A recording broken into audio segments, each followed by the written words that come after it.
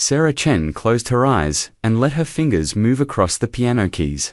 The old piano sat in the corner of her parents' garage, covered with dust and old boxes.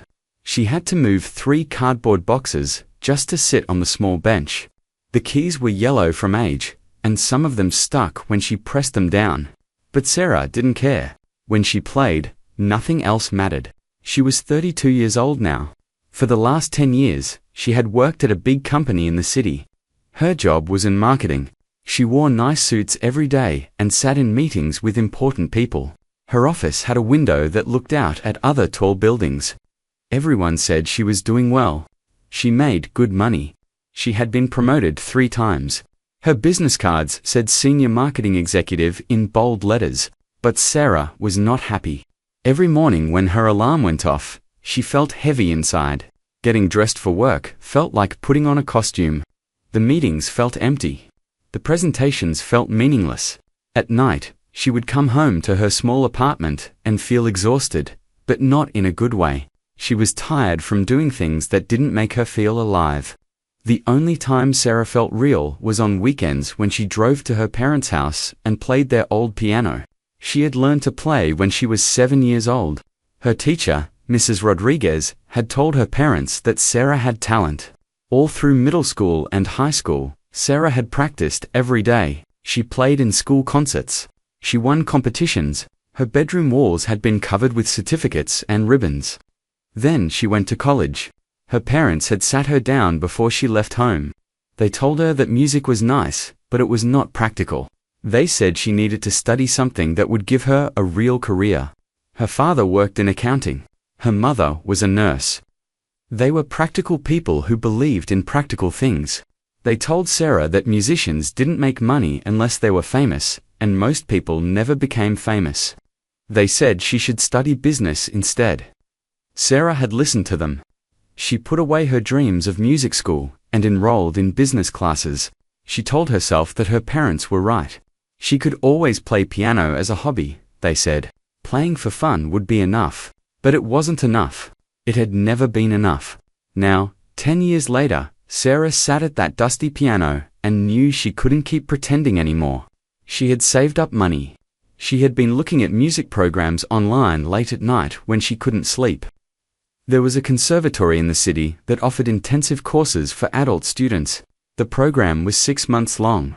It was expensive, but she had the money saved. She just needed the courage to do it. Last week, she had finally made a decision. She went to her boss and asked for a 6-month leave of absence. Her boss had looked at her like she was crazy, but he agreed.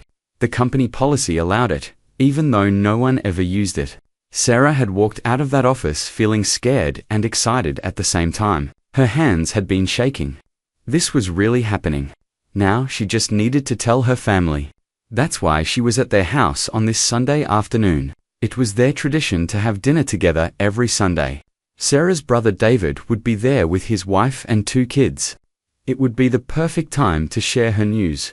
Sarah practiced one more song before going inside. It was a piece by Chopin that she had learned in high school. Her fingers remembered the notes even after all these years. The music filled the dusty garage and made her feel whole. When she finished, she took a deep breath and went into the house. The smell of her mother's cooking filled the air. Her father was in the living room watching a football game on television. David's kids were running around the house playing tag. David and his wife were helping their mother in the kitchen. It was a normal Sunday, just like hundreds of Sundays before. They all sat down at the big dining table. Sarah's mother had made pot roast with potatoes and carrots. There was fresh bread and a salad. Everyone filled their plates and started eating. They talked about normal things. David's son had scored a goal in his soccer game. Sarah's mother was taking a pottery class at the community center. Her father was planning to fix the fence in the backyard. Sarah waited until everyone had finished eating. Her heart was beating fast. She put down her fork and cleared her throat. "I have something to tell everyone," she said. The table got quiet. Everyone looked at her. Her mother's face showed concern right away, like she expected bad news. "I've decided to take some time off from work," Sarah began. "I'm going to study piano seriously for 6 months.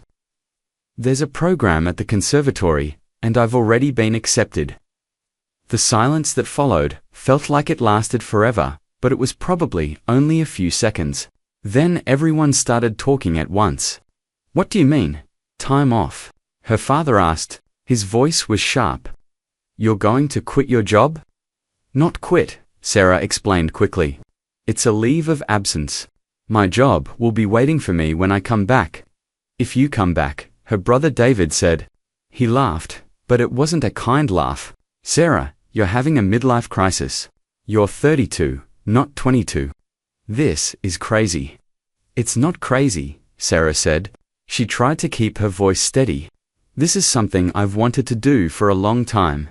I need to do this for myself." Her father put down his glass of water harder than necessary. "This is ridiculous. You have a good job. You make good money. And you want to throw it all away to play piano. Piano is a hobby, Sarah. It's something you do for fun on weekends. It's not a career." "Hobbies don't pay bills," David added.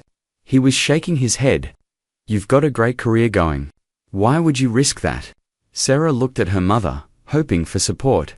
Her mother had always been the gentler parent, the one who tried to understand. But even her mother looked worried.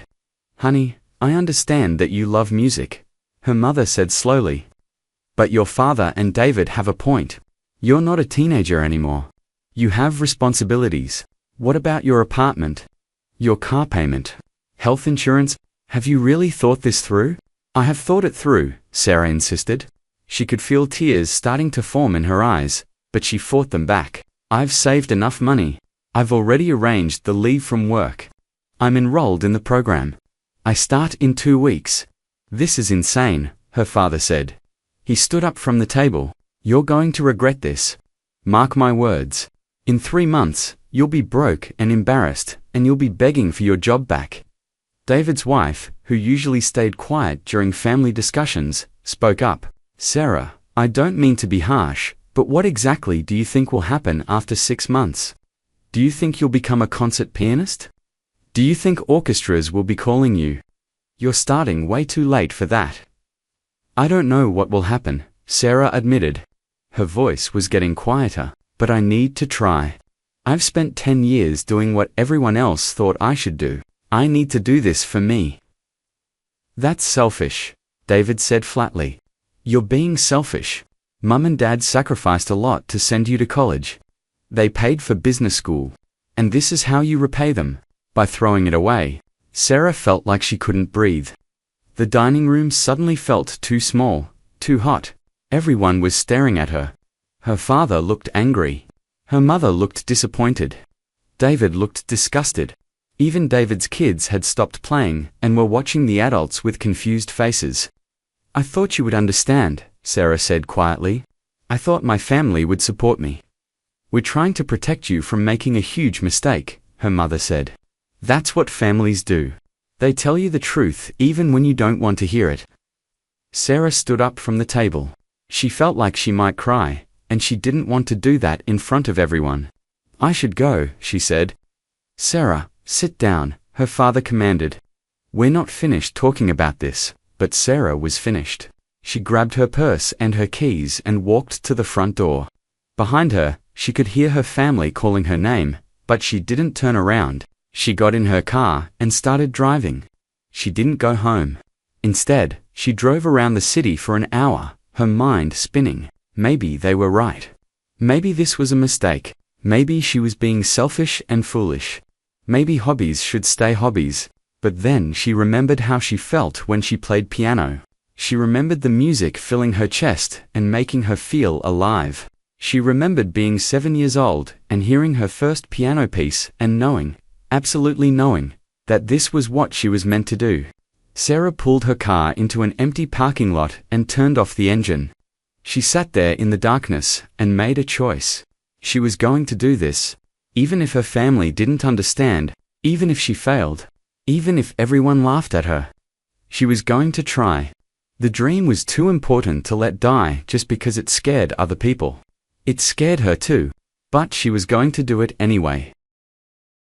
2 weeks passed since that terrible dinner at her parents' house. Sarah had not heard from any of them. No phone calls. No text messages, nothing. The silence hurt more than the arguments had. But Sarah kept moving forward. She had made up her mind, and she was not going to change it. On Monday morning, Sarah walked into her office for the last time before her leave. She had cleaned out her desk over the weekend. Her co-workers knew she was leaving for 6 months, but most of them didn't know why. When people asked, she just said she needed time off for personal reasons. Her boss called her into his office at 10 o'clock. He was a tall man named Mr. Peterson who always wore expensive suits and never smiled much. Sarah sat in the chair across from his desk, her hands folded in her lap. "I approved your leave because company policy requires it," Mr. Peterson said. He didn't look at her when he spoke. He was looking at papers on his desk. "But I want to be clear about something. Your position will be held for 6 months. After that, if you're not back, we'll need to fill it permanently." "I understand," Sarah said. "Do you?" Mr. Peterson finally looked up at her. "Because I've seen this before. People take time off thinking they'll figure out their lives, and they come back, broke and desperate. I hope you know what you're doing." Sarah stood up. "Thank you for approving the leave," she said, keeping her voice steady even though she felt angry inside. The rest of the morning was awkward. Her team had planned a small goodbye gathering in the break room. There was a cake and some cards. People smiled at her, but the smiles looked fake. Sarah could hear what they weren't saying out loud. She could see it in their eyes. They thought she was making a mistake. They thought she was having a breakdown. One of her co-workers, a woman named Jennifer, pulled her aside near the end of the gathering. Jennifer had always seemed friendly, but now her face showed something that looked like pity. "Are you sure you're okay?" Jennifer asked quietly. "If you need someone to talk to, I know a good therapist. My sister sees her." Sarah felt her face get hot. "I'm fine," she said. "I'm not having a breakdown. I'm just pursuing something important to me." Jennifer nodded slowly, but Sarah could tell she didn't believe her. "Okay, well, good luck with everything." As Sarah left the office building for the last time, carrying a box with her desk items, she heard 2 of her co-workers talking by the elevator. They didn't see her. "I give her 3 months," one said. "She'll be back here begging for her job." "I heard she's doing some kind of music thing," the other replied. "Like she thinks she's going to be a rock star or something. At 32. It's sad, really." Sarah walked faster, her face burning. She put the box in her car and sat in the driver's seat for a moment. Her hands were shaking. Everyone thought she was crazy. Maybe she was, but she was going to do this anyway. That afternoon, Sarah went to the conservatory for her orientation. The building was old and beautiful, with high ceilings and big windows. The halls smelled like wood, polish, and old books. Sarah could hear music coming from different rooms. Piano, violin, someone singing. The sounds mixed together in the air like a conversation. The program director was a woman named Professor Martinez. She was in her 60s, with grey hair pulled back in a bun. Her office was small and filled with books and sheet music. A cello stood in the corner. "Welcome, Sarah," Professor Martinez said, shaking her hand. "I reviewed your application and your audition video. You have raw talent, but you'll need to work very hard. This program is intensive. 8 hours of practice daily, plus theory classes and performance workshops." "I'm ready," Sarah said. Professor Martinez studied her for a moment. "May I ask you something personal? Why are you doing this now?" "Most of our adult students are retired people fulfilling lifelong dreams. You're young. You have a career. This is unusual." Sarah thought about how to answer. "I've been doing what other people wanted for 10 years, she finally said. "Now I need to do what I want, even if it doesn't make sense to anyone else." Professor Martinez smiled for the first time. "That's a good answer. But I want you to understand something. This will be hard. Not just the music, but everything around it. People won't understand. They'll question you. They'll doubt you. You'll doubt yourself. Are you prepared for that?" "I'm already experiencing it," Sarah admitted. "My family thinks I'm making a huge mistake. My co-workers think I'm having a mental breakdown. And what do you think?" Sarah took a deep breath. "I think I'll regret it forever if I don't try." Professor Martinez nodded. Then let's begin. The first week was harder than Sarah expected. She woke up at 6 every morning and was at the conservatory by 7. She practiced scales until her fingers hurt. She studied music theory until her head ached. She learned about composers and techniques and performance styles. Everything she had learned as a teenager felt rusty and forgotten. She had to relearn it all. The other students in the program were mostly older, like Professor Martinez had said. There was a retired dentist named Harold who had always wanted to play piano. There was a woman named Grace who was 70 and learning violin. There was a young guy named Marcus who was 24 and had just gotten out of the military. They were all kind to Sarah, but she felt alone. They were doing this for fun, for enrichment. Sarah felt like she was doing it for survival, for her soul. At night, Sarah went back to her apartment, exhausted. Her fingers hurt. Her back hurt from sitting at the piano bench all day. She ate simple dinners alone. Soup from a can, sandwiches.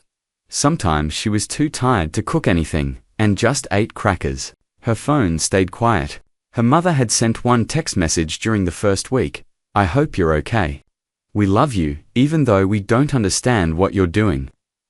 Sarah had replied thank you, but nothing more. The conversation felt stiff and uncomfortable. Her brother David sent no messages at all. Her father sent nothing. It felt like her family had decided to let her make her mistake in silence. They would be there to say "I told you so" when she failed, but they wouldn't be there while she tried. Money became a worry faster than Sarah expected. The conservatory program was expensive. Rent was due every month. Her car needed gas. Food cost money. Her savings account, which had looked comfortable before, was shrinking quickly. Sarah did the math one night and realized she had enough money for maybe 7 months if she was very careful. After that, she would be broke. She started looking for part-time work. She needed something flexible that wouldn't interfere with her practice schedule. After applying to several places, she got a job at a restaurant called Mourinho's. It was an Italian place downtown that was busy on weekends. They needed someone for the Friday and Saturday night shifts. The pay wasn't great, but the tips were decent. Sarah's first night as a waitress was humbling. She had forgotten how hard restaurant work was. She had waited tables briefly in college, but that felt like a lifetime ago. Now she was older, and her body complained about being on her feet for 6 hours straight. She carried heavy trays. She smiled at customers, even when they were rude. She cleaned up spills and dealt with complaints about food being too cold or too salty. During her third weekend, something happened that made everything worse. Sarah was taking an order from a table near the window when she heard a familiar laugh. She turned and saw 4 people from her old office sitting at a table across the room. Jennifer was there, along with Mark from accounting, and 2 others Sarah recognized. Sarah's stomach dropped. She tried to stay calm. She walked over to their table with her notepad, keeping her face neutral. "Hi, welcome to Marino's," she started to say. But Jennifer's eyes went wide. "Sarah," Jennifer said, her voice too loud. "Oh my God, Sarah. You work here?" The whole table stared at her. Sarah could feel her face turning red. "Yes," she said simply. "What can I get you all to drink?" There was an awkward silence. Mark looked uncomfortable. One of the other women looked away. Jennifer's face showed shock mixed with what looked like satisfaction, like she had been proven right about something. "I'll have a glass of white wine," Jennifer finally said. Her voice was different now, almost pitying. "The cheapest one is fine." Sarah took the rest of their orders and walked away. Her hands were shaking. She could hear them start to whisper as soon as she left the table. She didn't need to hear the words to know what they were saying. She could imagine it perfectly. Can you believe it? She quit her job to play piano, and now she's waiting tables. "I told you, it wouldn't work out." The rest of that shift felt endless. Every time Sarah had to go near their table, she felt their eyes on her. When they left, Jennifer made sure to be extra nice, which somehow felt worse than being rude. "Good to see you, Sarah. Take care of yourself, okay?" The tip they left was generous, which made Sarah feel even worse. It felt like pity money. That night, Sarah sat in her apartment and cried. She hadn't cried since that dinner at her parents' house, but now all the emotions came flooding out. She felt humiliated. She felt small. Everyone had been right about her. She was a 32-year-old woman with a business degree, waiting tables and chasing a childhood dream. What was she doing? Her phone was on the table. She could call her father right now. She could tell him he was right. She could go back to her old job and pretend this never happened. Mr. Peterson had said she had 6 months. She had only used. She could still go back. Sarah picked up her phone. She stared at it for a long time. Then she set it back down. No, she wasn't going back, not yet. She had promised herself 6 months, and she was going to finish it. Even if everyone laughed at her. Even if she failed. Even if her hands hurt and her body ached and her bank account emptied. She was going to see this through. The next morning, Sarah woke up early. She made herself breakfast. She practiced her scales. Then she went to the conservatory and practiced for 8 hours straight. Her performance was improving. Professor Martinez had said so. Sarah could hear it herself. The music was coming easier now. Her fingers remembered what to do. The notes flowed. She would keep going. Day by day. Practice by practice. Shift by shift at the restaurant. She would keep going until the 6 months ended. And then she would see what happened next. But deep down, in a quiet place she didn't want to look at too closely, Sarah wondered if everyone was right. Maybe this was just a hobby. Maybe she was fooling herself. Maybe she should have left it alone. She pushed those thoughts away and focused on the music. That was all she could do. Just focus on the music and keep going, one day at a time. 3 months had passed since Sarah started at the conservatory. It was a cold Tuesday morning in November when Professor Martinez called her into her office. Sarah felt nervous as she walked down the hall. She wondered if something was wrong. Maybe her progress wasn't good enough. Maybe they were going to ask her to leave the program. But Professor Martinez was smiling when Sarah entered. "Sit down, Sarah. I have an opportunity for you." Sarah sat in the wooden chair across from the desk. What kind of opportunity? The conservatory has a partnership with several community organizations, Professor Martinez explained. We send students to perform at different places around the city. Schools, libraries, community centers. It's part of our outreach program. This Thursday, we need someone to play at a memory care facility. It's a nursing home for people with dementia and Alzheimer's. Would you be interested? Sarah's first thought was no. She had been working so hard on her technique and her performance skills. Playing for elderly people in a nursing home seemed like a step backward. It wasn't what she had in mind when she imagined performing. She wanted to play in concert halls, not nursing homes. Professor Martinez seemed to read her thoughts. "I know it's not glamorous," she said, "but it's an important part of being a musician. Music isn't just for concert halls, it's for everyone, everywhere, and I think you might find it meaningful." Sarah didn't want to seem ungrateful or difficult. "Okay," she said. "I'll do it." "Good. The facility is called Sunset Gardens. It's about 20 minutes from here. Thursday at 2 o'clock. Play for about 45 minutes. Choose pieces that are accessible. Nothing too complex or dark. Think about music from the 1940s and 1950s. That's when many of the residents were young." Sarah spent the next 2 days preparing. She chose a mix of classical pieces and popular songs from decades ago. Pieces by Chopin and Beethoven. Some old jazz standards. A few songs that her grandmother used to sing. She practiced until she could play them all smoothly, without thinking too much. On Thursday, Sarah drove to Sunset Gardens. It was a long, single-story building surrounded by bare trees. The parking lot had spaces marked for visitors. Inside, the building smelled like cleaning products, and something else Sarah couldn't identify. Maybe medicine. Maybe age. A woman with a name tag that said Linda Activities Director met her at the front desk. Linda was cheerful and talked quickly. "Oh, we're so glad you're here. We don't get many visitors, especially not musicians. The residents will love this. Follow me." Linda led Sarah down a long hallway. They passed rooms where old people sat in beds or wheelchairs. Some stared at televisions. Some slept, some just looked at the walls. Sarah felt uncomfortable. She had never spent much time around very old people. Her own grandparents had died when she was young. They entered a common room with chairs arranged in a semicircle. In the center was an old, upright piano. It looked even worse than the one in her parents' garage. Some of the keys were chipped. The wood was scratched and faded. But when Sarah pressed a few keys, it was in tune. Someone had maintained it. "The residents will be here in about 10 minutes, Linda said.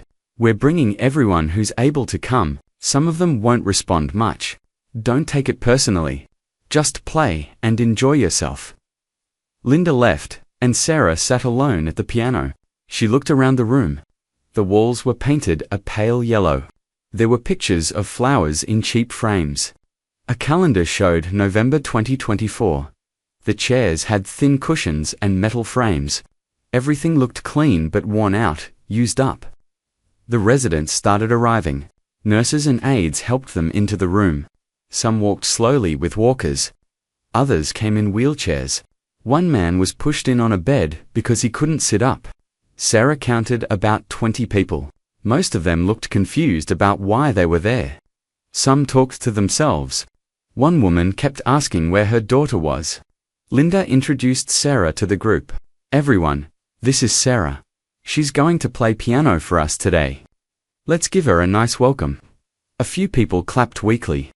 Most just sat there, staring at nothing or at the floor. Sarah felt a wave of sadness wash over her. These people had been young once. They had lives and families and dreams. Now they sat in this yellow room, their minds failing, their memories disappearing. She wondered if they even understood that someone was about to play music for them. Sarah started with a Chopin nocturne. It was a piece she loved, gentle and flowing like water. As she played, she tried not to look at the residents. She focused on the keys and the music. But after a few minutes, she glanced up. Most people looked the same as before. Blank faces. Empty eyes. One man had fallen asleep. A woman near the back was crying softly, though Sarah didn't know why. But one person caught Sarah's attention. In the front row, there was a woman in a wheelchair. She was very thin, with white hair pulled back from her face. Her hands rested in her lap, twisted with arthritis. But what struck Sarah was her eyes.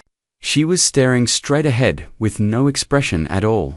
It was like looking at a statue, like no one was home behind those eyes. Sarah finished the Chopin piece and moved on to something more upbeat. A jazz standard called It Had to Be You. It was a happy song from the 1920s. She played it with energy, trying to lighten the mood in the room. And then something extraordinary happened. The woman in the front row, the one who had been staring at nothing, suddenly moved. Her eyes focused. Her head turned slightly toward the piano. Her mouth opened just a little bit. Sarah noticed but kept playing, not wanting to break whatever was happening. As Sarah continued the song, the woman's lips began to move. At first, Sarah thought she was just moving her mouth randomly. But then she realized the woman was forming words. She was mouthing the lyrics to the song. Sarah's heart started beating faster. She kept playing, watching the woman. And then, quietly at first, but growing stronger, the woman began to sing. Her voice was thin and shaky, but she knew every word. She sang about how it had to be him, wonderful him, it had to be him. Her eyes were still focused now, looking at Sarah, really seeing her. The room became silent except for the piano and the woman's voice. Other residents turned to look at her. The nurses stopped what they were doing. Linda stood in the doorway with her hand over her mouth. When Sarah finished the song, she immediately transitioned into another one the woman might know. "Someone to watch over me." And again, the woman sang along. Her voice was getting stronger. She smiled. It was a real smile, full of memory and emotion. Sarah played 3 more songs from that era, and the woman sang along to all of them. Sometimes she got words wrong, but she knew the melodies perfectly. Her whole body had changed. She was alive now, present. There, when Sarah finally stopped playing, the woman looked directly at her. "That was beautiful," she said clearly. "Thank you." Then, as quickly as she had emerged, she seemed to fade back. Her eyes lost focus. Her head dropped forward. She was gone again, back to wherever she had been before. The room erupted in applause. The nurses were crying. Linda rushed over to Sarah. "That was Margaret," she said, her voice thick with emotion. "She hasn't spoken in 4 months. Not a single word. We thought we'd lost her completely." A nurse named Patricia came over, wiping her eyes. "Margaret used to be a singer," she explained. "Back in the 1940s, she sang with a big band. We learned about it from her daughter, but she hasn't sung or spoken since August. We honestly thought she'd never come back." Sarah felt stunned. She looked at Margaret, who was back to staring at nothing. But for those few minutes, she had been completely there. The music had brought her back, even if only temporarily. After the performance, Margaret's daughter arrived at the facility. Her name was Joyce, and she was in her 60s. Linda had called her right after the performance to tell her what happened. Joyce found Sarah in the hallway, preparing to leave. "You're the piano player?" Joyce asked, tears streaming down her face. "You brought my mother back. I haven't heard her voice in 4 months. I thought I'd never hear it again." Joyce hugged Sarah tightly. Sarah didn't know what to say. "I just played some songs," she finally managed. "No," Joyce said firmly. "You did more than that. You gave me a gift. You gave me my mother back, even if just for a few minutes. Do you have any idea what that means? In these last stages of dementia, every moment of connection is precious. Every word, every smile, every sign that they're still in there somewhere. You gave me that today." Sarah drove home in a daze. She couldn't stop thinking about Margaret, about how her eyes had focused, about her voice singing those old songs, about the way she had smiled and said thank you before disappearing back into the fog of her disease. That night, Sarah sat at her small kitchen table with her laptop. She started researching. She typed music and dementia into the search engine and was shocked by what she found. There were hundreds of articles and studies. Scientists had discovered that music accessed parts of the brain that remained intact even when memory failed. People who couldn't remember their own names could sing songs from their youth. People who couldn't speak could hum melodies. Sarah read article after article. She watched videos of people with severe dementia coming alive when they heard music from their past. She read about music therapy programs and their effects on cognitive function, mood, and quality of life. She read testimonials from families who said music was the only thing that still reached their loved ones. She stayed up until 3 in the morning, reading and taking notes. Her mind was racing. This was something real, something important. Music wasn't just art or entertainment. It was a bridge. It was a key that could unlock doors that everyone thought were permanently closed. Sarah thought about her family's words. Just a hobby, not practical. Won't pay bills. But what she had seen today wasn't a hobby. It was powerful. It was meaningful. It changed lives, even if just for a moment. For the first time since she left her job, Sarah felt like she understood why she was doing this. It wasn't just about fulfilling her own dreams. It wasn't just about playing beautiful music in beautiful concert halls. There was something bigger here. Something that mattered in a deep, human way. She finally went to bed around 4 in the morning. But she couldn't sleep. Her mind kept replaying the image of Margaret's eyes focusing, her mouth forming words, her voice singing. That moment had changed something in Sarah.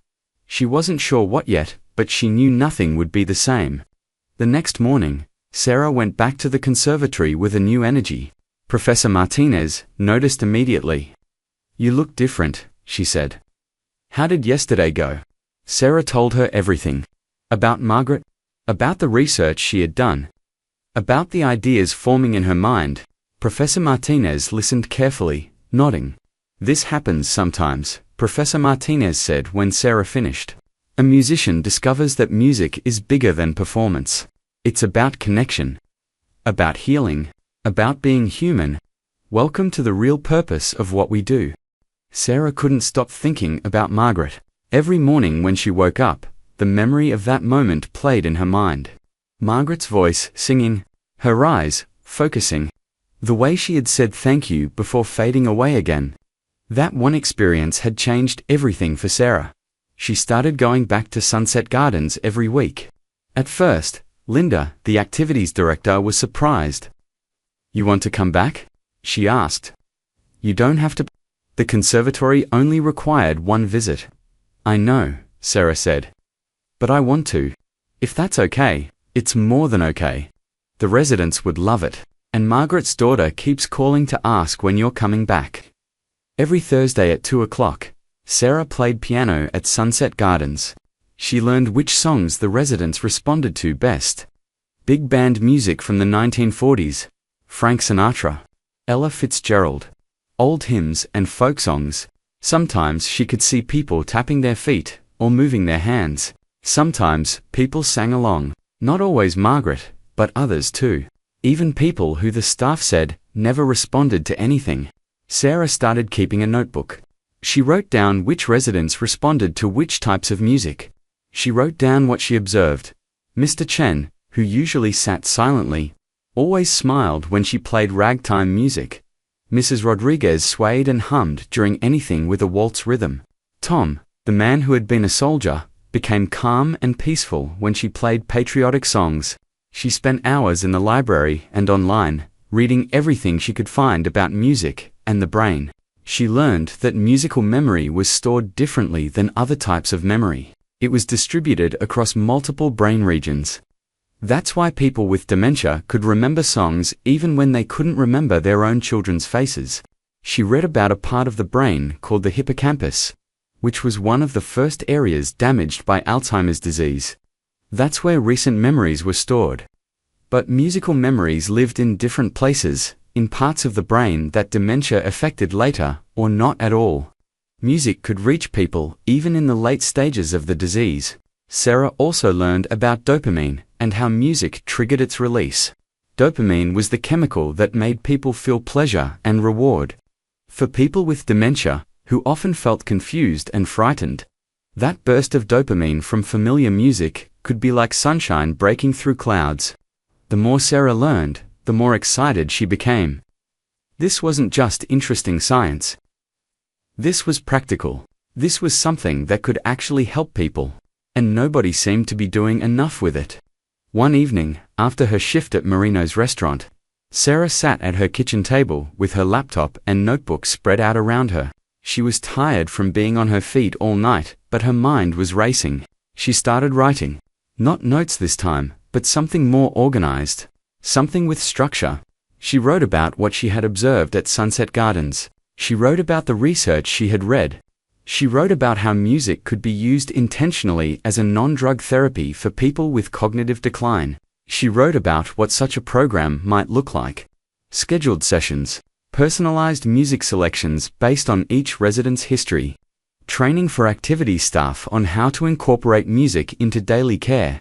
By 3 in the morning, Sarah had written a 15-page proposal. She called it Memory Through Melody, a pilot program for music-based intervention in elder care. She felt both excited and terrified. This was real. This was something she actually wanted to do. The next morning, despite having slept only 3 hours, Sarah went to see Professor Martinez. She brought her proposal with her. Professor Martinez read through it carefully while Sarah sat nervously in the chair across from her desk. It took 20 minutes. Finally, Professor Martinez looked up. "This is good work, Sarah," she said. "This is really good. Have you thought about what you want to do with this?" "I want to make it real," Sarah said. "I want to actually do this. Not just at Sunset Gardens, but at other facilities too. I think this could help a lot of people." Professor Martinez leaned back in her chair. "You understand this would be a significant undertaking. You would need funding. You would need support from facility administrators. You would need to prove that it works, and you would need to commit to it fully." "I know," Sarah said, "but I think it's worth it. I think this is what I'm supposed to be doing." Professor Martinez smiled. "I think you might be right. Let me be honest with you, Sarah. When you first came to this program, I wasn't sure you would make it. You seemed uncertain. But something has changed in you. You've found your purpose. That's rare and valuable." With Professor Martinez's encouragement, Sarah revised her proposal. She made it more professional. She added more research citations. She created a budget showing what a program like this would cost. She outlined the benefits, not just for residents, but for facilities. Reduced anxiety and agitation in residents meant less need for medications. Improved mood meant better quality of life. Better engagement meant happier families. Then, Sarah did something that terrified her. She started sending the proposal to nursing homes and memory care facilities around the city. She researched which facilities had the best reputations. She found the names of administrators and directors. She sent personalized cover letters explaining who she was and what she wanted to do. The first rejection came within 2 days. "Thank you for your interest. But we already have a robust activities program and are not looking to add new programming at this time." The second rejection came 3 days later. "We appreciate your proposal, but do not have the budget for additional programming." The third rejection was more blunt. "We don't feel that music programming is a priority for our residents." Sarah kept sending proposals. She sent them to 30 different facilities over the course of 2 weeks. The rejections kept coming. "Too expensive." "Not interested." "No budget." "Already have something similar." "Not what we're looking for right now." 29 facilities said no. Sarah felt each rejection like a punch to the stomach. Maybe this wasn't going to work. Maybe it was a stupid idea. Maybe she should just focus on finishing her conservatory program and forget about this whole thing. But then facility number 30 responded. It was a small nursing home called Riverside Manor on the other side of the city. The director, a woman named Carol Williams, wanted to meet with Sarah in person. Sarah drove to Riverside Manor on a rainy Tuesday afternoon. The building was smaller than Sunset Gardens and older. The paint was peeling in some places. The parking lot had potholes, but inside, it was clean, and the staff seemed caring. Sarah could hear them talking kindly to residents as she walked down the hall to Carol's office. Carol was a black woman in her 50s with kind eyes and a tired smile. Her office was small and crowded with files and paperwork. A picture of 3 kids sat on her desk. "Thank you for coming," Carol said, shaking Sarah's hand. "I read your proposal. Tell me more about yourself." Sarah explained her background, how she had left her corporate job to study music, how she had played at Sunset Gardens and seen Margaret respond to the music, how she had started researching and realized music could be a powerful tool for people with dementia. Carol listened carefully. When Sarah finished, Carol sighed. "I'm going to be honest with you," she said. "I don't have much budget. This is a small facility. We're not fancy. Most of our residents are on Medicaid. We do our best, but we're always stretched thin." Sarah's heart sank. This was going to be another rejection, but Carol continued. "However, I've seen what you're talking about. My own mother had Alzheimer's. In her last years, music was the only thing that reached her. I would play her favorite gospel songs, and she would come back to me, just for a little while. So I believe in what you're proposing." Sarah felt hope rising in her chest. "I can give you 1 hour a week," Carol said. "Wednesday afternoons at 2. I can't pay you much. Maybe $50 per session, and I can only commit to a 3-month trial. If I see results, we can talk about continuing. If not, we part ways. Does that work for you?" $50 a week was almost nothing. Sarah made more than that in tips on one Friday night at the restaurant. But this wasn't about the money. This was about proving that her idea could work. "Yes," Sarah said immediately. "That works." Carol smiled. "Good. We have an old piano in the main common room. I can't promise it's in great shape, but you can use it. When can you start?" "Next Wednesday," Sarah said. They shook hands. As Sarah drove home, she felt a mix of excitement and fear. This was really happening. She was going to try to make this work. But could she? What if it didn't help anyone? What if the residents at Riverside Manor didn't respond the way Margaret had? What if she failed and proved that this was all just a foolish dream? That night, Sarah called her mother for the first time in weeks. The phone rang 4 times before her mother answered. "Sarah," her mother said. She sounded surprised. "Is everything okay?" "I'm fine, Mum," Sarah said. "I just wanted to tell you something." She explained about Margaret, about her research. About the proposal she had written. About Riverside Manor agreeing to a trial program. Her mother listened without interrupting. When Sarah finished, there was silence on the line. Then her mother spoke. "That sounds meaningful, honey," she said quietly. "That sounds like something that really matters." It wasn't full support. It wasn't an apology for the things said at that terrible dinner months ago. But it was something. It was a crack in the wall. "Thanks, Mom," Sarah said. "Will you call me next week and tell me how it goes?" her mother asked. "Yes," Sarah said. "I will." After they hung up, Sarah sat on her couch, feeling emotional. She thought about how much her life had changed in 4 months. She had gone from a marketing executive in nice suits to a conservatory student waiting tables on weekends. She had gone from living a life everyone approved of to living a life everyone questioned. But she had also found something real, something that mattered. When she played piano for Margaret and watched her come back to life, Sarah had felt more useful than she had in all her years at the marketing firm. All those presentations and campaigns and meetings had never made her feel like her work actually changed someone's life. Now she had a chance to do something that really helped people. It was small. It was just 1 hour a week at one small nursing home. But it was a start. And maybe, just maybe, it could become something bigger. Sarah opened her notebook and started planning for her first session at Riverside Manor. She needed to meet the residents first. Learn their backgrounds, find out what music they might remember from their youth. She needed to create a list of songs that would cover different eras and styles.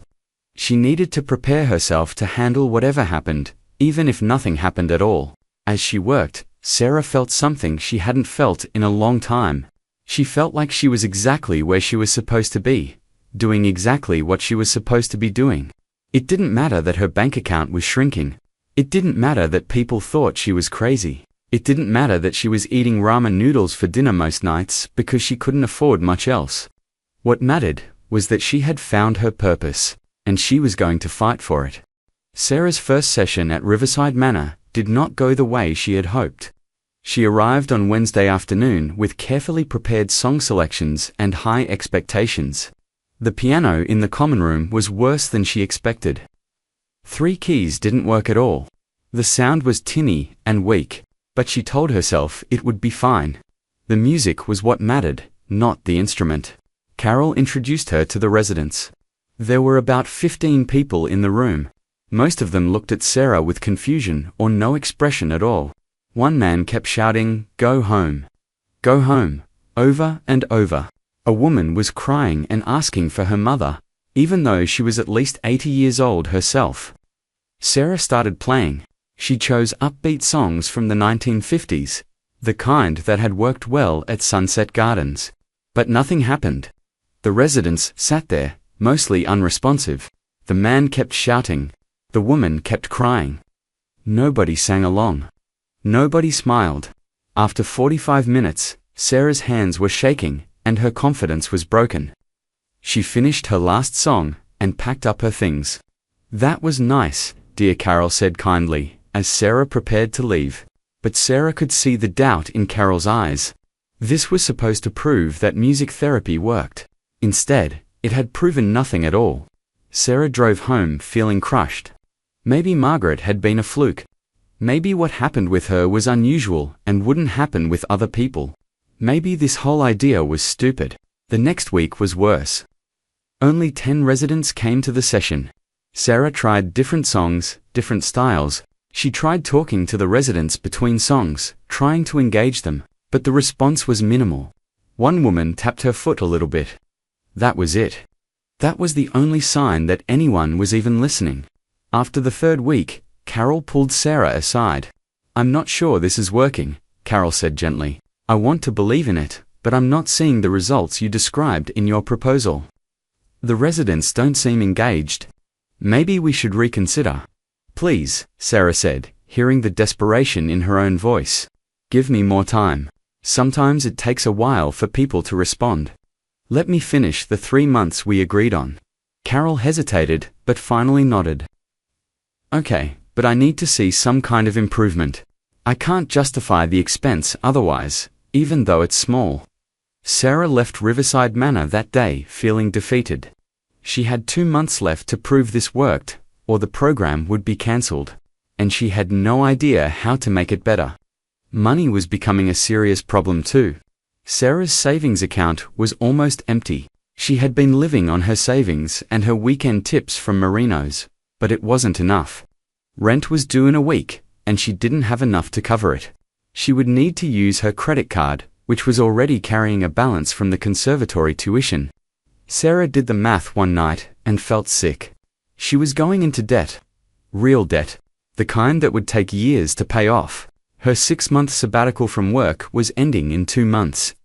Mr. Peterson had been clear. Come back by then, or lose her job permanently. Sarah lay in bed that night, staring at the ceiling. She could go back to her old job. Mr. Peterson would probably take her back if she called right now. She could return to her desk, her salary, her comfortable life. She would have money again. She could pay off her credit card. She could stop eating ramen noodles and afford real groceries. But the thought made her feel hollow inside. Going back felt like giving up, like admitting that everyone had been right about her. Her father, her brother, her co-workers. Just a hobby, they had said. You'll be back. The next Friday at Marino's, something happened that made everything even harder. Sarah was carrying a tray of pasta dishes when she heard a loud laugh from a corner booth. She looked over and felt her stomach drop. It was David, her brother. He was there with his wife and another couple Sarah didn't recognize. Sarah considered asking another server to take their table, but the restaurant was busy and it would look strange. She took a deep breath and walked over. Hi, welcome to Moreno's, she started, but David interrupted her. Sarah? He looked shocked. You still work here? I thought this was temporary. His wife, Jessica, looked uncomfortable. Hi, Sarah, she said quietly. It is temporary, Sarah said, trying to keep her voice steady. What can I get you to drink? David shook his head slowly. This is sad, Sarah. Really sad. You had a great career. And now, you're waiting tables. Mum said you're doing some piano thing at a nursing home. That's what you gave everything up for. The other couple at the table looked away awkwardly. Sarah felt her face burning. I'm pursuing something important to me, Sarah said. Her voice came out smaller than she wanted it to. Important. David laughed, but there was no humor in it. You're 32 years old, broke, waiting tables, and playing piano for old people who probably can't even hear you. That's not important. That's delusional, David, Jessica said quietly, touching his arm. Don't, but David kept going. Dad was right. You're having some kind of crisis. You need to grow up and face reality. Come back to your job before you completely destroy your life. Sarah's hands were shaking. She wanted to say something cutting and strong. She wanted to defend herself. But no words came. Instead, she just said, I'll give you a few minutes to look at the menu, and walked away. She went to the bathroom and locked herself in a stall.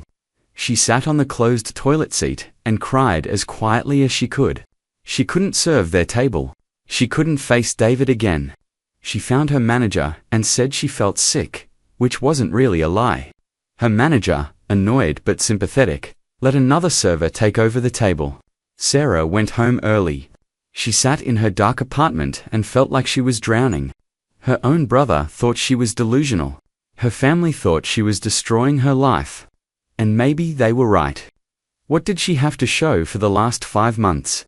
A piano program that didn't work. A pile of debt, calloused hands from carrying dinner plates, and a dream that seemed more and more foolish every day. Her phone buzzed. It was a text from her mother. David told me he saw you tonight. Please call me. Sarah didn't call. She couldn't face another conversation about how she was making a mistake. She turned off her phone and went to bed, even though it was only 9 o'clock. The next morning, Sarah almost didn't go to her conservatory practice. What was the point? She wasn't going to be a concert pianist. She wasn't good enough for that, and her therapy program was failing.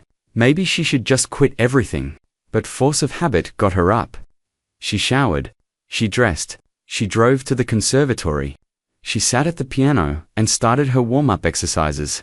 Her fingers moved automatically through the scales and arpeggios she had practiced hundreds of times. Professor Martinez came into the practice room. "Sarah, do you have a moment?"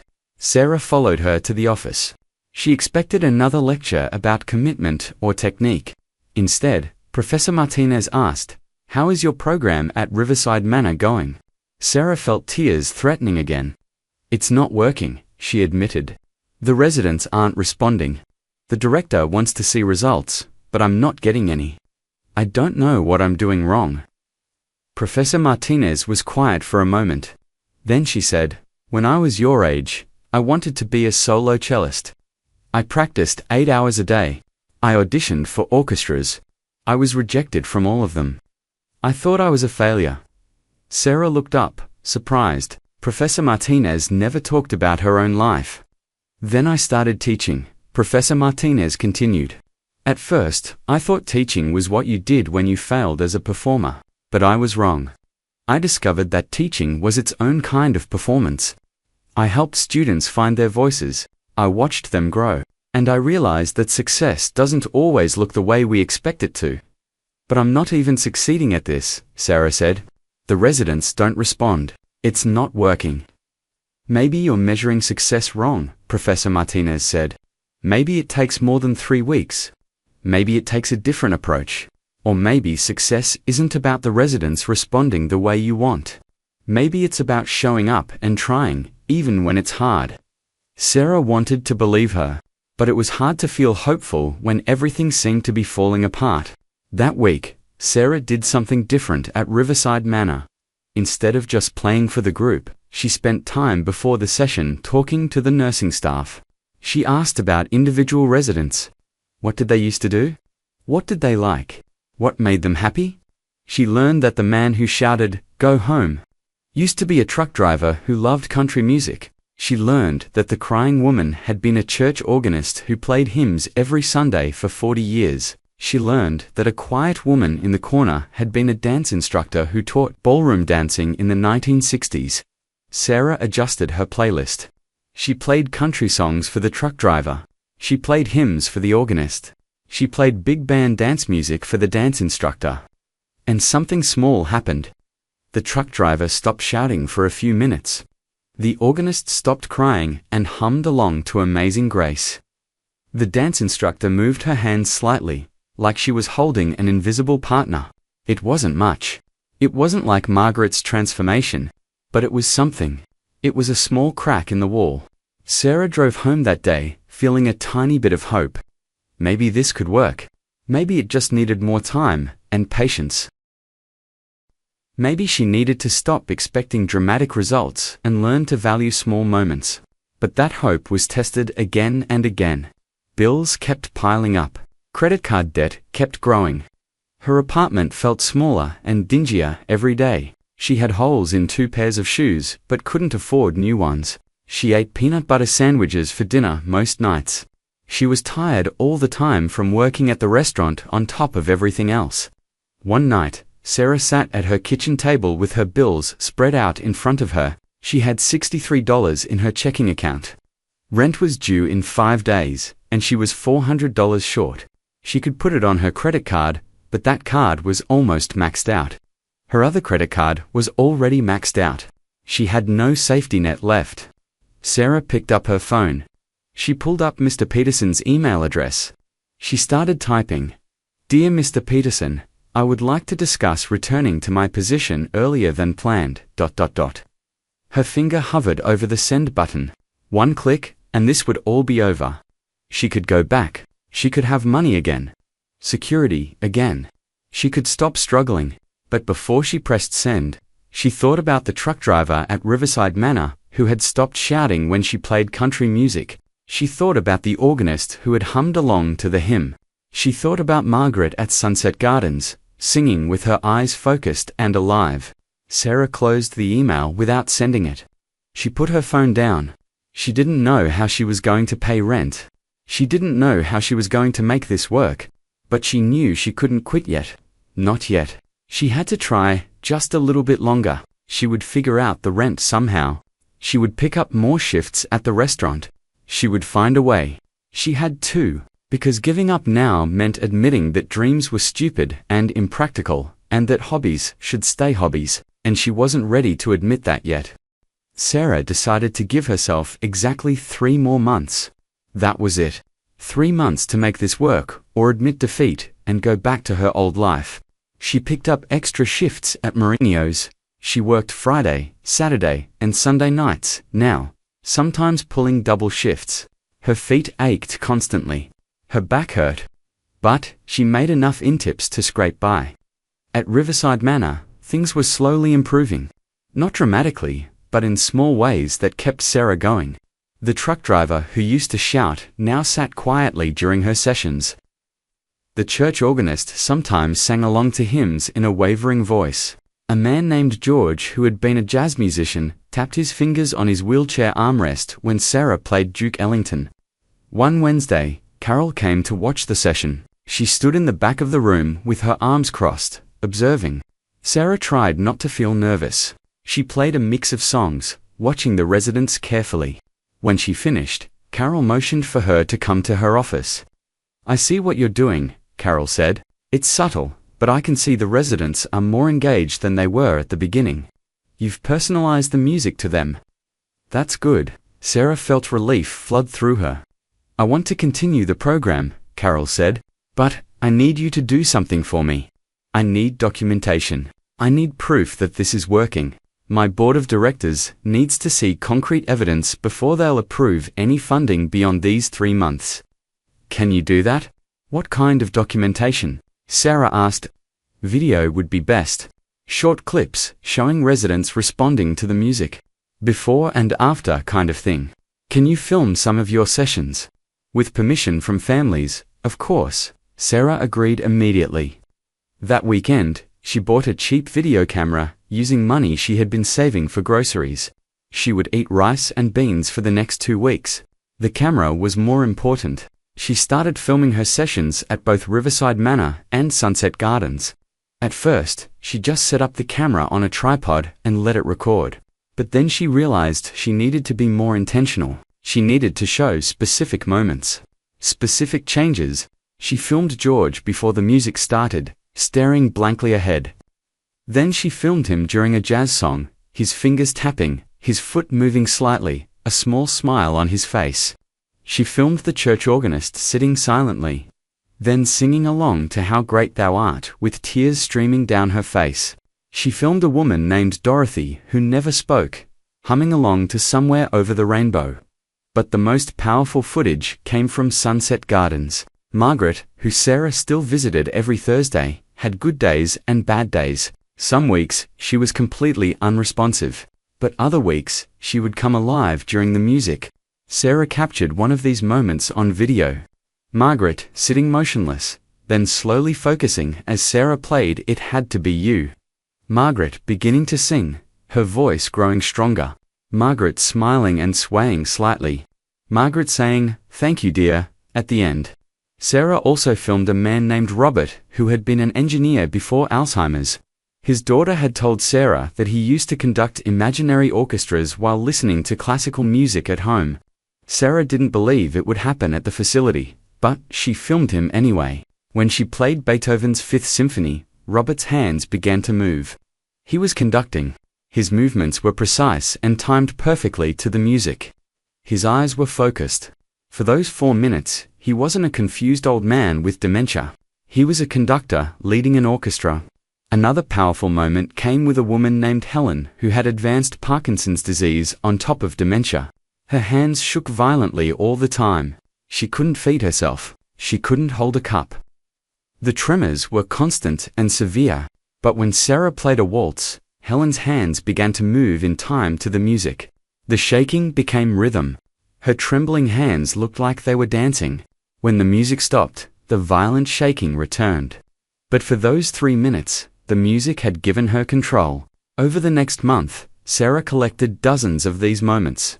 She had hours of footage. Some of it was dramatic, like Robert conducting or Margaret singing. Some of it was subtle, like a foot tapping or a head nodding. But all of it showed the same thing.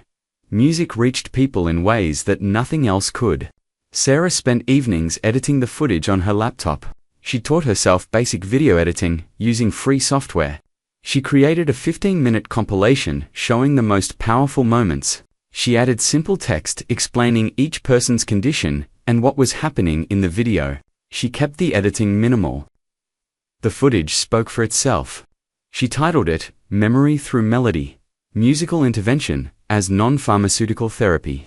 Then she did something that scared her. She submitted it to a regional healthcare conference that was happening in 2 months. The conference focused on innovations in elder care and dementia treatment. The deadline for submissions was in 3 days. Sarah wrote a proposal explaining her program and included a link to the video. She pressed submit and then immediately felt foolish. Why would a healthcare conference accept a video from her? She wasn't a doctor or a researcher. She was just a piano student with a camera and a dream. They would probably delete her submission without even watching it. 2 weeks later, Sarah got an email. She almost deleted it, thinking it was spam. But the subject line said, Healthcare Innovations Conference, Presentation Acceptance. Her hands shook as she opened it. Dear Ms. Chen, we are pleased to inform you that your proposal Memory Through Melody, Musical Intervention as Non-Pharmaceutical Therapy, has been accepted for presentation at our annual conference. Your presentation is scheduled for Saturday, March 15th at 2 p.m. in Conference Room B. You will have 30 minutes for your presentation, plus 15 minutes for questions. Sarah read the email 3 times to make sure it was real. They had accepted her. A real healthcare conference wanted her to present her work. She felt excitement and terror in equal measure. She told Professor Martinez, who was thrilled.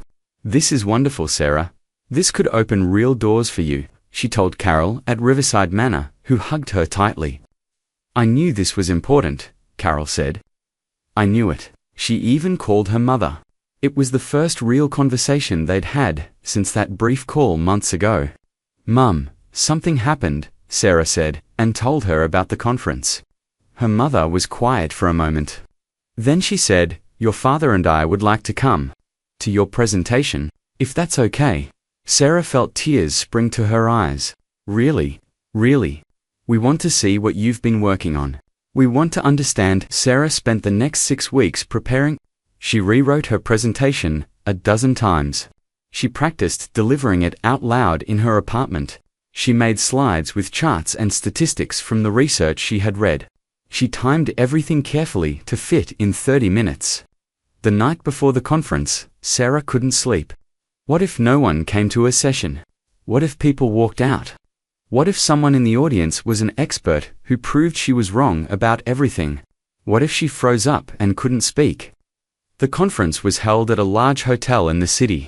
Sarah arrived early, wearing the one professional outfit she still owned from her marketing days. The jacket was a little tight now, and the pants were slightly worn, but it was the best she had. She found Conference Room B. It was a medium-sized room with rows of chairs facing a podium and a screen. At 1:45, 15 minutes before her presentation, the room was empty. Sarah's heart sank. No one was coming. But then, slowly, people started arriving. First a few, then more. Healthcare workers in scrubs. Administrators in business clothes. A few people who looked like researchers or doctors. By 2 o'clock, every seat was full. There were even people standing in the back. Sarah counted at least 80 people. And in the front row, she saw her mother and father. Her father looked uncomfortable in his suit. Her mother smiled at her encouragingly. Next to them was David, her brother, looking awkward but present. Sarah's hands were shaking as she walked to the podium. She looked out at all those faces staring at her, waiting. She took a deep breath. My name is Sarah Chen, she began. 6 months ago, I was a marketing executive. Today, I want to talk to you about how music can reach people with dementia in ways that medicine cannot. She told them about Margaret. About that first moment when Margaret sang. About the research she had done. About the program she had developed. Then she played the video. The room was completely silent as the footage played. Sarah watched people's faces. She saw surprise. She saw emotion. When Robert conducted his imaginary orchestra on screen, Someone in the audience whispered, "Oh my God." When Helen's shaking hands moved in rhythm to the music, several people leaned forward in their seats. When the video ended, Sarah talked about what she had learned. How musical memory was different from other memory. How personalized music selections mattered. How consistency and patience were key. How this wasn't a cure, but it was a connection. It was a way to reach people who seemed unreachable. She finished her presentation exactly at 30 minutes. There was a moment of silence. Then the room erupted in applause. People stood up. It was a standing ovation. Sarah felt tears streaming down her face. The question period was supposed to be 15 minutes, but went for 30. A neurologist asked about brain imaging studies. A nursing home director asked about implementation logistics. A social worker asked about training requirements. An activities director asked for contact information. When the session finally ended, people crowded around Sarah.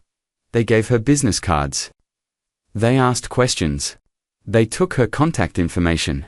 A director from a large memory care facility said, "We need this program. Call me next week, and let's talk." A hospital administrator said, "We're looking at non-pharmaceutical interventions. This fits perfectly." By the time Sarah could finally leave, she had collected 43 business cards and a notebook full of contact information. Her head was spinning. Her parents waited outside the conference room. Her father walked up to her, and for a moment Sarah wasn't sure what he would say. Then he hugged her tightly.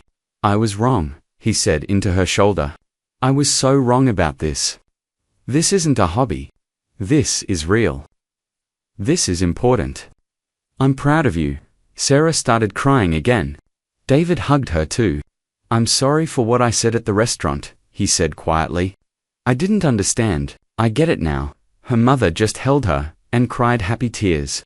That night, Sarah sat in her apartment looking at all the business cards spread on her kitchen table. Her phone kept buzzing with emails from people who had attended her presentation. A local news station wanted to do a story. A university wanted to talk about research collaboration. 12 different facilities wanted information about starting programs.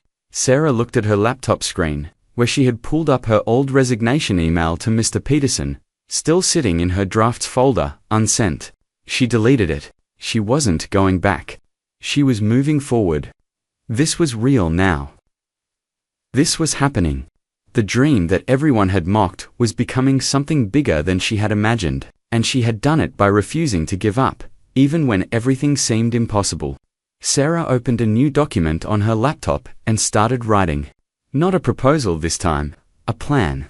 A real plan for turning memory through melody into something official. Something that could help hundreds of people, maybe thousands. She worked until 3 in the morning, energized by possibility. For the first time in 6 months, Sarah felt certain she had made the right choice.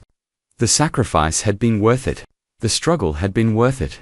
The mockery and doubt and fear had all been worth it. Because she had found something real, something that mattered, something that changed lives. And she was just getting started. 18 months had passed since that painful Sunday dinner when Sarah announced her plan to pursue piano. Now she sat in her parents' dining room again, at the same table, with the same people. But everything was different. It was Thanksgiving.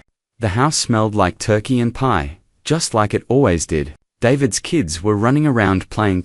Sarah's mother was fussing with the food in the kitchen. It all looked the same as before. But Sarah was not the same person who had sat at this table feeling small and foolish. She wore a simple dress, not expensive, but new. Her hands, which used to be soft from office work, now had calluses from piano playing. Her face looked different too. More confident, more sure.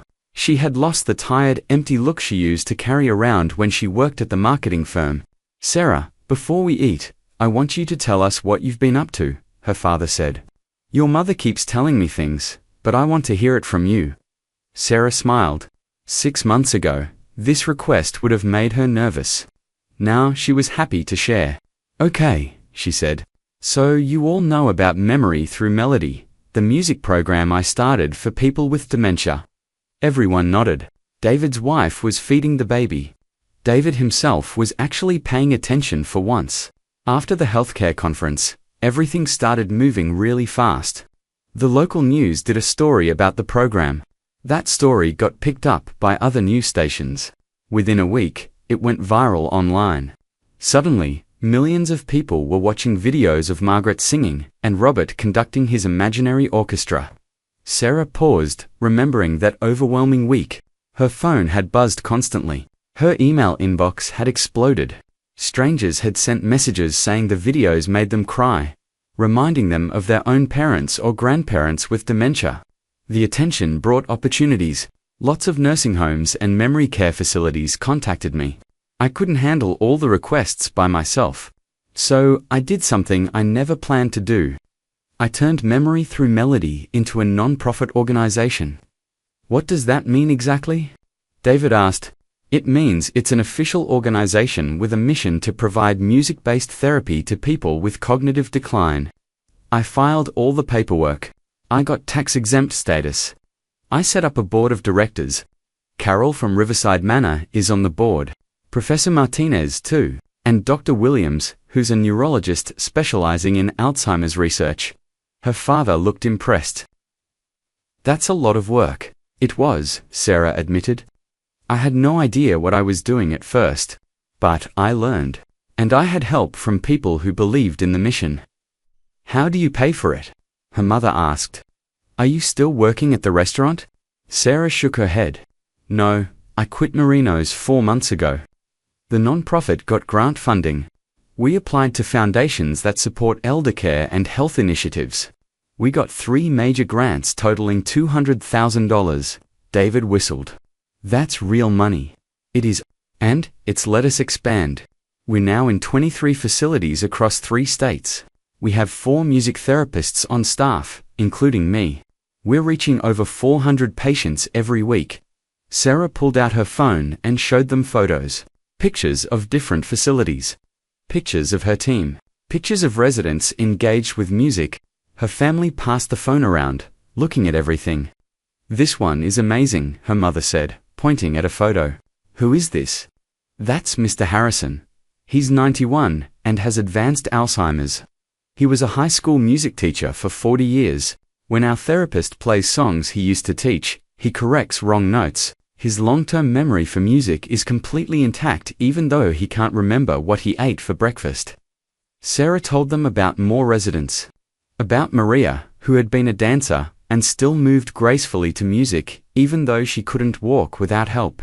About Thomas, a former soldier who found peace listening to songs from his military days. About Elizabeth, who sang church hymns in a clear, beautiful voice, even though she couldn't speak in conversation anymore. There's something else, Sarah said. A university contacted me. They want to do a clinical study on music therapy's effectiveness for dementia patients. It will be a real scientific study with control groups and measurements and everything. They asked me to be a co-author because of my documentation and observations. You're going to be published in a medical journal. Her father asked, his voice full of surprise. If the study goes well, yes. It will take 2 years, but yes. The timer in the kitchen went off. Sarah's mother got up to check the turkey. David's wife went to help. Sarah and her father and David sat at the table together. I owe you an apology, her father said quietly. A real one. Not just for not supporting you, but for calling your dream a crisis. For making you feel foolish. I was wrong, Sarah. Completely wrong. We all were, David added. I said some terrible things. At the restaurant that night. I called you delusional. I'm sorry. Sarah felt emotion rising in her throat. She had wanted to hear these words for so long. Thank you, she said. Both of you. That means a lot. I was scared, her father continued. I saw you leaving a secure job and I thought you were making a terrible mistake. I thought I was protecting you, but I was really just protecting my idea of what your life should look like. I didn't see what you saw. I didn't understand what you were trying to do. Most people didn't, Sarah said. I didn't even fully understand it myself at first. I just knew I had to try. Her mother called everyone to the table. They all sat down around the turkey and the side dishes and the pies. Before they ate, Sarah's mother said, I want to say something. Sarah, this year, I'm most thankful for your courage. You showed us all what it means to believe in something, even when everyone doubts you. You've made a real difference in people's lives. I'm so proud to be your mother." Sarah's eyes filled with tears. Her mother reached across the table and squeezed her hand. As they ate dinner, Sarah told them more stories. She told them about the Alzheimer's Association conference that had invited her to speak, about the documentary filmmaker who wanted to make a short film about memory through melody, about the foundation that was considering a 5-year grant that would let them expand to 10 more states. But the story that made her mother cry was about Margaret's daughter, Joyce. "Remember Margaret? The woman who sang at my first performance at Sunset Gardens?" Everyone nodded. "Margaret died 2 months ago. She was 8. Her daughter Joyce sent me a letter." Sarah pulled out her phone and opened her email. She read the letter out loud. "Dear Sarah, I'm writing to tell you that my mother passed away peacefully last week. In her final months, music was the only thing that still reached her. When everything else was gone, when she didn't know my name or recognize my face, she could still sing. Because of you, I got to hear my mother's voice again. I got to see her smile and be present, even if just for a few minutes at a time. Those moments were gifts. You gave me back my mother, over and over again, even as I was losing her. I will never forget that. The last time she sang was 3 days before she died. You were playing Somewhere Over the Rainbow, and she sang every word. That's my last real memory of her being herself. Thank you for giving me that. Thank you for showing me that my mother was still in there, even at the end. Your music was like a bridge to her soul. I will be grateful to you for the rest of my life." The table was quiet when Sarah finished reading. Her mother was crying openly. David was wiping his eyes. Even her father looked emotional. "That's not a hobby," David said quietly. "That's a calling." "That's what Professor Martinez told me," Sarah said. "When I was struggling and doubting myself, she said I had found my purpose." She was right. After dinner, Sarah's father asked to see more of the videos from her program. They all gathered in the living room, and Sarah played clips on the television. They watched Robert conduct. They watched Margaret sing. They watched Helen's shaking hands move in rhythm. They watched a man with late-stage dementia smile and tap his foot to big band music. "This is incredible," David said. "Truly, I had no idea it was this powerful." "Neither did I," Sarah admitted. "I thought I was just going to play piano and maybe make people happy for a few minutes. I didn't realize I was tapping into something so fundamental about how the human brain works. Music accesses parts of ourselves that survive even when everything else is destroyed by disease." "What's next for you?" her mother asked. "What's the next goal?" Sarah thought about it. She had so many ideas. "I want to develop a training program," she said. "Right now, our 4 therapists can only reach so many people. But if we could train activities directors and family members to use music therapeutically, we could reach thousands more. I also want to create a music library specifically for dementia patients, organized by era and genre, with notes about which types of music work best for which symptoms." "How big could this get?" David asked. "As big as we make it," Sarah said. "There are 5 million people in this country with Alzheimer's, millions more with other types of dementia. Most of them don't have access to music therapy. If we could reach even a fraction of them, the impact would be enormous." Her father shook his head in wonder. "When you told us you were taking time off to study piano, I thought you were throwing your life away, but you were actually finding it." "I found what I was supposed to be doing," Sarah said. "I just had to be brave enough to look for it." Later that night, as Sarah was getting ready to leave, her father pulled her aside. "I want to make a donation to your nonprofit," he said. "Not a huge amount, but something. I want to support this." Sarah hugged him. "Thank you, Dad, and Sarah. I tell everyone about you now. Everyone. My coworkers, my friends, people at church. I show them the videos. I tell them my daughter is changing lives with music. I brag about you all the time." Sarah laughed and cried at the same time. "That means everything to me." As she drove home that night, Sarah thought about how much had changed. 18 months ago, She had sat at that same table feeling crushed by her family's judgment. Now she sat there celebrated and supported. 18 months ago, people called her dream a hobby.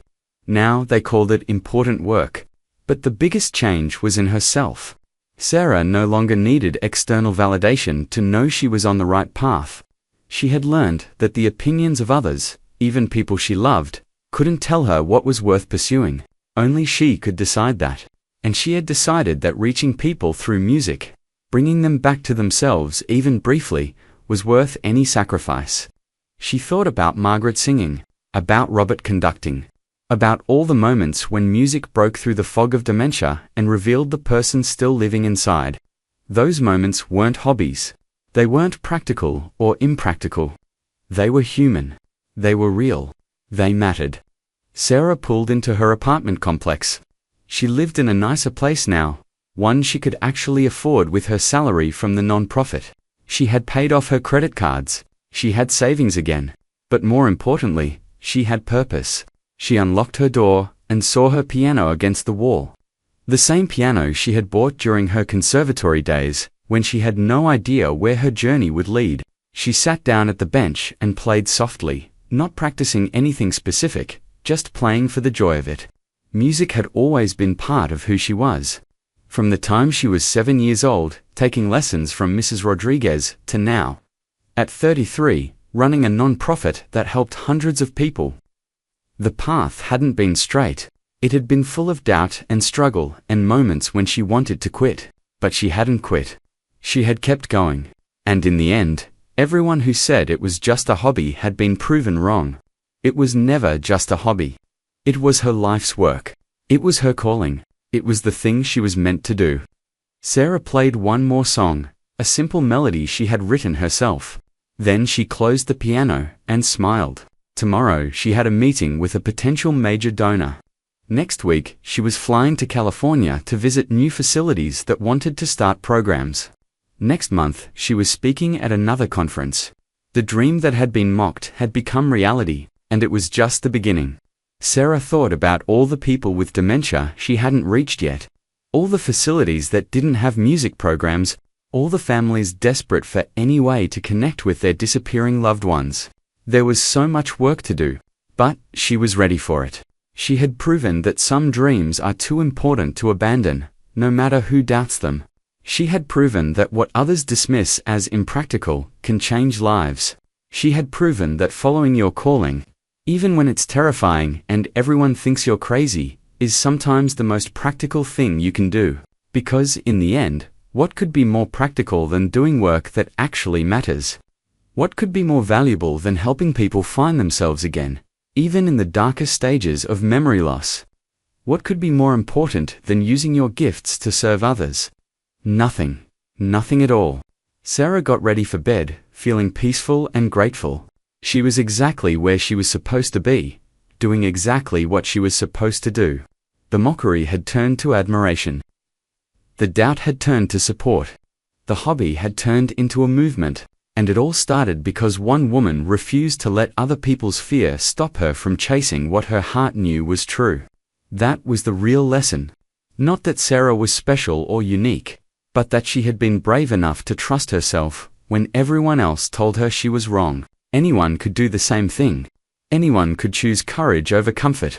Anyone could chase a dream that others called foolish. It wouldn't be easy. It would require sacrifice and struggle and lonely nights wondering if it was all a mistake. But on the other side of that struggle was a life that mattered, a life with meaning, a life that made a difference. And that, Sarah had learned, was worth everything.